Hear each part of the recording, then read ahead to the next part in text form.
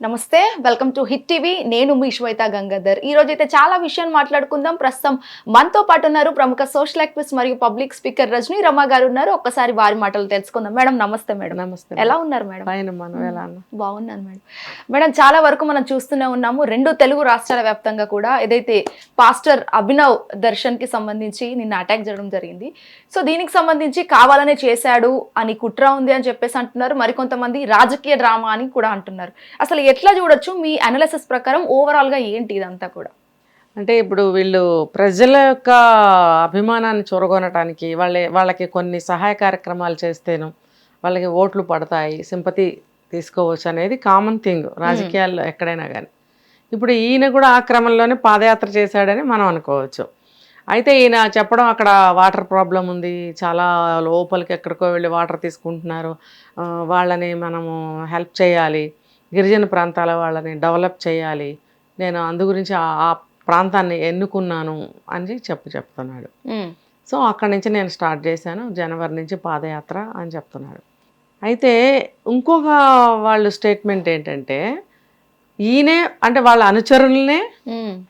అనుచరులే వచ్చి మమ్మల్ని ఇలా ఊరికనే వచ్చి టచ్ చేసి వెళ్ళిపో మేము చూసుకుంటాం మిగతాది అంటే అటాక్ చేసినట్టుగా మరి వాళ్ళ సొంత అనుచరులే తిరిగి వచ్చి బయటకు వచ్చి ఈ మాటలు చెప్తున్నారు అని అంటే అనుచరులకి అతనికి మధ్యలో ఉన్న బాండ్ ఎంత స్ట్రాంగ్గా ఉందనేది అర్థమవుతుంది లేదు వీళ్ళు రివర్స్ అయ్యి వచ్చి అబద్ధం చెప్తున్నారా ఏంటనేది అర్థం కావట్లేదు చూడాలి అయితే ఇక్కడ ఈయన ఏంటి సిక్ అయ్యి 2-3 సూచర్స్ పడి అంటే కత్తిపోటు ఏదో తగిలినట్టుంది దానికి హాస్పిటలైజ్డ్ తర్వాత ట్రీట్మెంట్ తీసుకుంటున్నారు ఈ కట్ చేస్తే పోలీసులు అరెస్ట్ చేయడానికి వచ్చారు మీరు డ్రామాటికల్గా అంటే మీరు ఒక నాటకీయంగా మీరు కావాలని చేయించుకొని ఇలా మీరు ప్రజల సింపతి కోసం లేదంటే ఈజ్ ఈక్వల్ టు ప్రజల్ని ఏమైనా అనుకోవచ్చు మోసం అనుకోవచ్చు లొంగది మనం ఇంకా ఆ లాంగ్వేజ్ మనం మాట్లాడద్దు ఓకే అని పోలీసులు అరెస్ట్ చేయడానికి వస్తే ఇంకా వేరే పాస్టర్లు వీళ్ళు కూడా ఏమో సపోర్టింగ్గా మాట్లాడుతున్నారు అంటే ఒక పని చేసే ముందు మొత్తం గ్రౌండ్ ప్రిపేర్ అవుతుంది వాళ్ళకి ఎవరు ఎలా మాట్లాడాలి నీ పాత్ర వచ్చినప్పుడు నువ్వేం మాట్లాడాలి కరెక్ట్గా ఆ టైంకి వీళ్ళు ఏంటంటే ఒక ప్లాన్ చేసినప్పుడు ఒక గ్రౌండ్ ప్రిపేర్ చేసుకున్నప్పుడు రాబోయే రిఫ్రిగేషన్స్ కానీ ఏదైనా పడబోయే ఎఫెక్ట్ కానీ ఏదైనా వీళ్ళు ముందుగా ఊహించగలగాలి అది అక్కడ వాళ్ళ తెలివితేటలు అనేవి ఆధారపడి ఉంటాయి ఏ వ్యక్తి అయినా ముఖ్యంగా పాలిటిక్స్లో వాళ్ళకి అటువంటి బ్రెయిన్సే ఉంటాయి అటువంటి తెలివితేటలు ఉన్న వాళ్ళే పాలిటిక్స్లో దిగ్గలుగుతారు దట్టు ఆయన పాస్టర్ ఎంతోమందికి మాటలు చెప్తూ ఉంటారు కదా ఒక మంచి మాటలు చెప్పచ్చు వాళ్ళ మతంలోకి తీసుకునే విధంగా వాళ్ళని ఏమంటారు నమ్మించే విధంగా మాట్లాడటము ఇదంతా వాళ్ళకి మంచి టాక్టిక్స్గా ఉంటుంటారు వాళ్ళు మాటకారితనంతో ఉంటారు సో వీళ్ళు ఏం చేస్తారంటే ఎవరైనా పోలీసులు అరెస్ట్ చేయడానికి రావచ్చు వస్తారు మనం ఎక్కడా కూడా బెదరకూడదు ఒకవేళ ఇది నటన డ్రామా అయితే కావాలని చేయించుకున్నట్టయితే కనుక ఆ విషయం ఎక్కడా కూడా మనం బయట పడకూడదు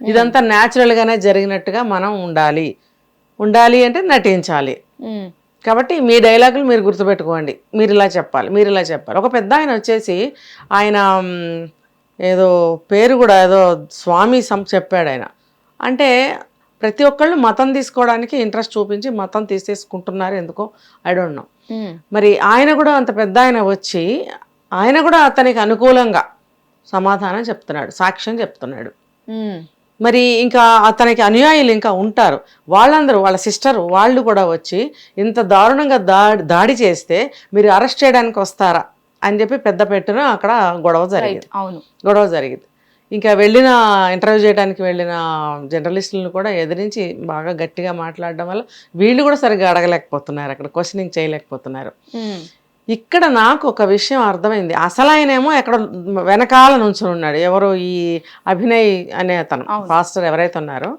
ఆయన బాగానే నుంచొని ఉన్నాడు వెనకాల నిలబడి మాట్లాడుతున్నారు మరి అసలైన ఆయనకైనా డిఫైన్ చేసుకోవడం ఆయన ఎలా జరిగిందని చెప్పడం ఏం చెప్పట్లేదు వీళ్ళందరూ మాట్లాడుతున్నారు ఒకవేళ సీరియస్గా ఆయన అటాక్ అయితే కనుక రెస్ట్లో ఉండాలి లేకపోతే అంత దారుణం జరిగినందుకు ఓవర్ రియాక్ట్ అవుతారు, ఎవరైనా సరే ఎమోషనల్ అవుతారు. అటువంటిది ఏమీ నాకు అక్కడ కనపడలా, కూల్గానే జవాబు చెప్తున్నాడు. ఈ జర్నలిస్ట్ అడిగిన క్వశ్చన్కి మీరు బాగానే నిలబడి మాట్లాడుతున్నారు కదా, మీకు ఎక్కడ దెబ్బలు తగిలి, మీరు ఎందుకు అబద్ధాలు చెప్తున్నారు అని అడిగినప్పుడు అంటే ఇప్పుడు మేము కుట్లు అవి వేయించుకోవడానికి సిద్ధంగా ఉన్నాం, కుట్లు పడ్డాయా వాటెవర్ ఇట్, ఇటువంటి కండిషన్లో మేము మాట్లాడగలుగుతామా అంటే మీరు ఎందుకు మాట్లాడరు అని అడిగినప్పుడు మేము వెళ్ళేసి అవి ఇవి చేసేయగలమా, మేము మాట్లాడే స్టేజ్లో ఉంటామా అని సమాధానం చెప్పడం జరిగింది. ఇంత మాట్లాడిన మనిషి అది నిజమా అబద్ధమా అని చెప్పడానికి మాట్లాడలేడా? ఇది జర్నలిస్ట్ అడిగిన క్వశ్చన్కి జవాబు. సో మొత్తం అంతా ఓవరాల్గా చూస్తే నాకు కూడా ఇది నాటకీయంగానే జరిగిందా, ఎందుకంటే ఇప్పుడు స్టార్టింగ్ అతను అంటే మీరు ఒకటి అబ్జర్వ్ చేశారా, విజువల్స్ లో కూడా అంత దారుణంగా కొట్టించుకునే అవసరం ఏమొచ్చింది అసలు? అవును. అయితే నాకు ఇక్కడ కనపడింది ఎక్కడ ఇంజరీస్ ఎక్కువ కాలే, ఒకటే చూపించారు, ఒక 1 ఇంచ్ ఎంతో ఇంజరీ అయింది, దానికి ఏవో 2 సూచర్స్ పడ్డాయని చెప్పి విన్నాను. అయితే అక్కడ ఇన్సిడెంట్ మనకి వీడియో చూపించారు, కొడుతున్నట్టు, కారులో నుంచి లాగినట్టు, అటాక్ చేసినట్టు, ఏదో ముక్కుకి తలకి గుడ్డ కట్టుకుని వచ్చి అటాక్ చేసినట్టు.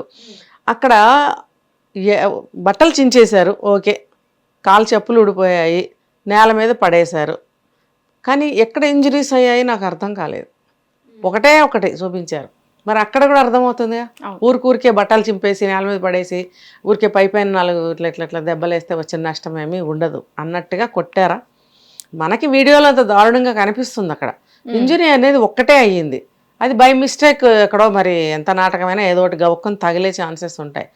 మరి దానికి ఏదో సూచర్స్ పడ్డాయి, ఒక 2 సూచర్స్ పడ్డాయని చెప్పి చెప్తున్నారు. మరి నిజంగా నువ్వన్నట్టు అంత దారుణంగా కొడితే మొత్తం బాడీ అంతా చాలా దెబ్బలు తగలాలి కదా, చాలా ఇంజరీస్ అవ్వాలి కదా, మరి ఒకటే చోట తగిలింది. సో హాస్పిటల్లో కూడా ఆయన బాగానే ఉన్నాడు, రెస్ట్లో ఉన్నారు. మొత్తం బాడీ అంతా విపరీతంగా కొడితే బాడీ అంతా నల్లబడిపోవడము, వాచిపోవడము, అది ఎక్కడ పడితే అక్కడ దెబ్బలు తగులుతాయి అనుకోకుండా ఏదన్నా జరిగితే. అలాంటిది ఎక్కడా కూడా కనిపించాల బాడీ. రాజకీయంలో ఇవన్నీ కామన్ అని అనుకోవచ్చు. మరి రాజకీయాల్లో ఎన్నో జరుగుతున్నాయి కదా శ్వేత, మనం నువ్వు చిన్నప్పటి నుంచి, నేను చిన్నప్పటి నుంచి అన్నీ చూస్తున్నాం, ఎన్నో వింటూనే ఉన్నాం కదా, జరగకూడని పనులు, చేయకూడని పనులు ఏవో అయిపోతూ ఉంటాయి. అవన్నీ ఇప్పుడు మనలాంటి వాళ్ళకి కామనే కదా అని అనుకుంటాం.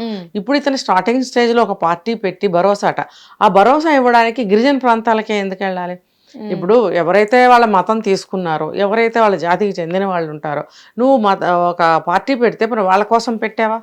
నీకు ఓట్లు వాళ్లే వేస్తారనేటువంటి, అంటే నాకున్న చిన్న నాలెడ్జ్ నేను చెప్తున్నా, నీకు ఓట్లు వాళ్లే వేస్తారని నమ్మకం ఉంటే నువ్వు వాళ్ళ దగ్గరకే వెళ్ళాలి. వాళ్ళ కోసమే నువ్వు పాస్టర్గా చేస్తున్నావు, వాళ్ళ కోసమే నువ్వు దేవుడి యొక్క వాక్యాలు చెప్తూ ఉంటావు అని అన్నప్పుడు ఎక్కడో ఒక గిరిజన ప్రాంతానికి వెళ్ళి వాళ్ళు అడవి ప్రాంతంలో ఉన్న దేవతల్ని పూజించడము, వాళ్ళు పసుపు కుంకుమలు పెట్టుకోవడం, పూజలు చేయడం లాంటివి చేస్తుంటారే, మరి వాళ్ళ దగ్గరికి వెళ్ళి వాళ్ళకి నువ్వెలా భరోసా ఇస్తావు? వాళ్ళు నీకు ఓట్లు వేస్తారని చెప్పి నువ్వెలా భరోసా తీసుకోగలుగుతావు? సో ఇదంతా కూడా అమాయక ప్రజలు కాబట్టి వాళ్ళని అక్కడ నుంచి స్టార్ట్ చేస్తే వాళ్ళని పడగొట్టుకుంటూ రావచ్చు మెల్లగా.